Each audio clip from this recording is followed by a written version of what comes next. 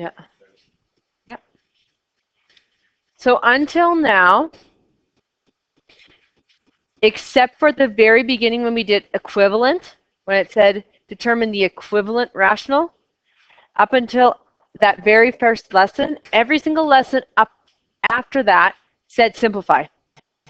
That's how it started. Simplify this, simplify that, simplify this. So we either simplified a rational direct over direct, so this rational divided by this rational, or we simplified rationals by multiplication or by division or by addition and subtraction, right?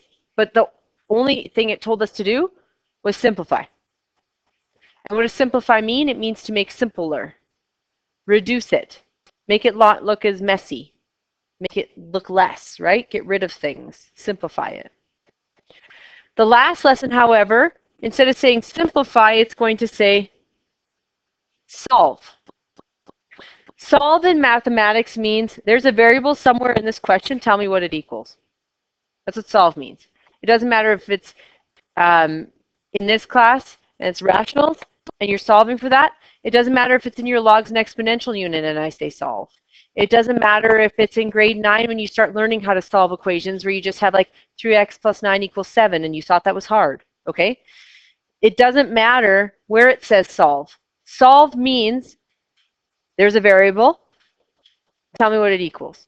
That's it.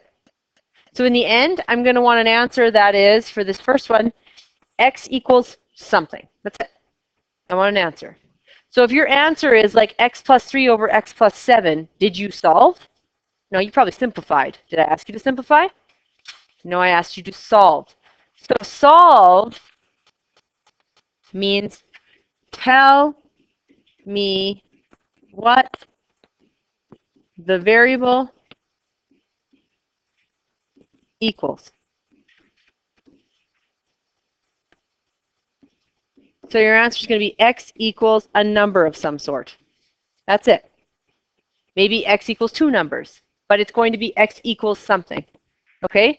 Or if the variable in the question was a c, your answer is going to be c equals something. Because I said solve. Okay? Make sense? Difference between solve and simplify. Simplify means to reduce. Solve means I want what the heck the variable equals. Okay? So, there's 2 ways we can do this. Type 1 cross multiplication only works if your rational is in this form. A fraction equals a fraction. That's the form we're going to do today. If only it always was this way. It's actually really easy. They're not always in that form, though. If you look at these two, it's going to be fraction equals fraction, fraction equals fraction. These are all in the form that you can do type 1 in. But type 1 only works in that form. Type 2 always works. It even works for the first form, it's just harder. Okay? So we're going to do type 1 for now, today. So when we have a fraction equaling a fraction, now some people may say 6 isn't a fraction. Every number is actually a fraction. What's 6 over? 1.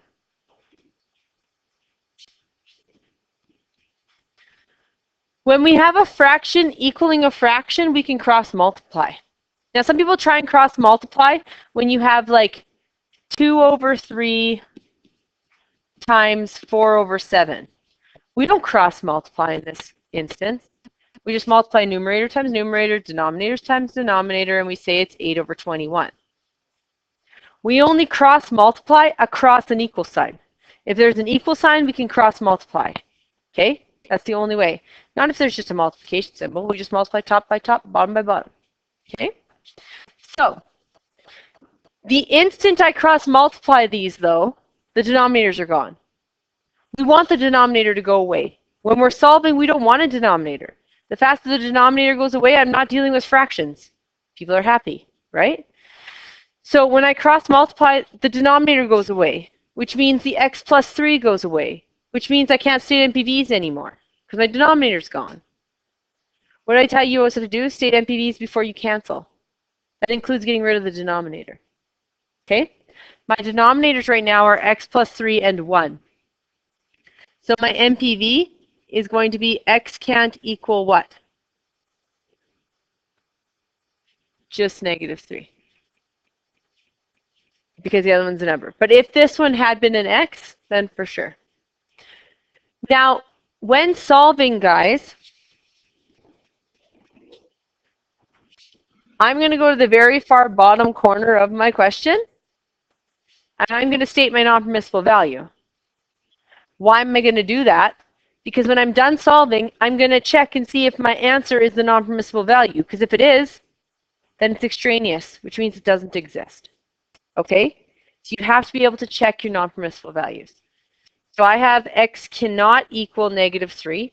I'm going to put it down here in the bottom right-hand corner so that hopefully when I get my answer, I remember to check and see if that is my answer. If that's my answer, then I have no solution because it can't be that, because it would make my original question denominator 0.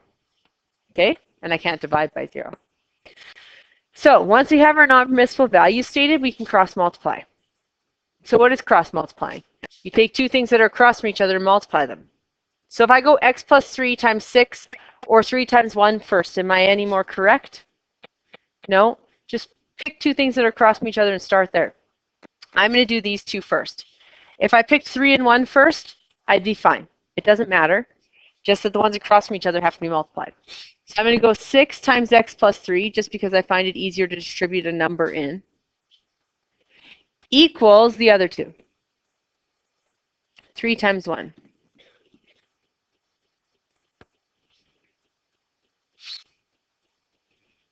So I get 6x plus 18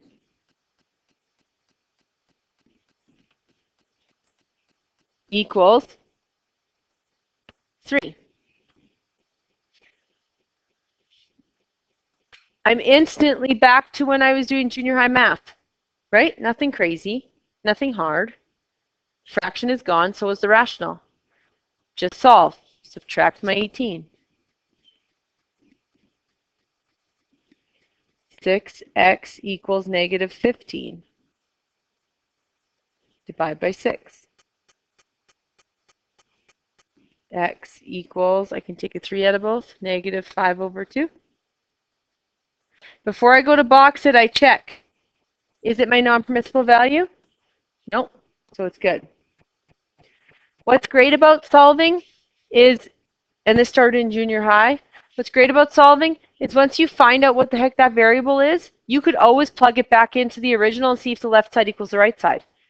Plug it back in for the x's. If the left side equals the right side, you're right. You're correct. We agree? So if I took this -5/2 and I plug it back in, I go 3 divided by -5/2 plus 3, and it should equal 6. If you don't believe me, you can punch into your calculator. You'd go 3 plus bracket -5 divided by 2 plus 3.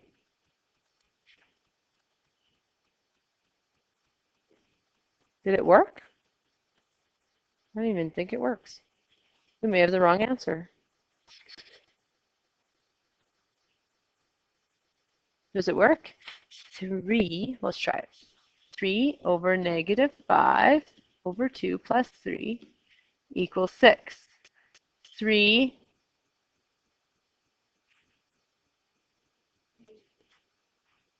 -2/5. No.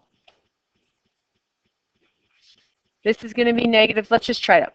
This is going to be, we need to get a common denominator. So -5/2 plus 6/2 equals 6. 3 and then a half. Oh no, we're good. 3 divided by a half. When you divide by a half, what happens? You multiply by 2. What's 3 times 2? It works. Seems that, oh, I put 3 plus, not 3 divided by. Yeah. So calculators are not always your best friend when you don't type in right. Okay. Does that make sense? And you can check them even though that's kind of awful to check. Okay. With B, before we cross multiply, we're going to want to go, and because we have a fraction equals a fraction, we can. We're going to say x plus 3 cannot equal 0. So x cannot equal -3. as my one NPV. Remember, non-permissible values as NPVs or restrictions. You can use them. They can ask you for the restrictions, which is the same thing. And then 4x plus 7 equals 0. I cannot equal 0. I'm not sure why people aren't writing this down. It's not for my benefit. Divide by 4. X cannot equal negative 7 over 4.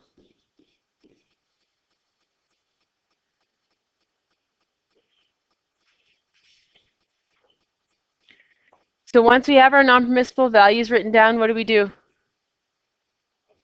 Cross multiply. Try it out.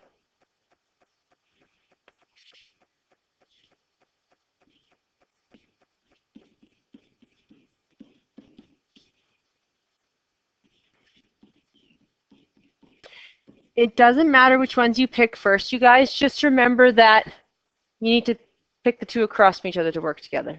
Okay? If you had done them this way, it's still going to work. Doesn't matter. So you can get 12x plus 21 equals 9x plus 27. I'm going to subtract the 9x. If you didn't, you could still end up with the same answer. It doesn't matter. 3x plus 21 equals 27 minus 21. 3x equals 6. Divide by 3. X equals 2, which you can check. So I could go, I have to check it with my NPVs. Is it one of my NPVs? No, so that's good. Now I'm going to check and see if it's right. So I'm going to do my check. 3 over 2 plus 3 equals 9 over 4 times 2 plus 7. So it's 3 over 5 equals 9 over 15. 3 over 5 equals 3 over 5 when you reduce 9 over 15, so we're right. I am going to give you a few questions for that as well. Not very many, just a couple. And then we're doing rationals when they're not like that. So page 258, number 5. Actually, I'll give you not this one. Yeah, 258.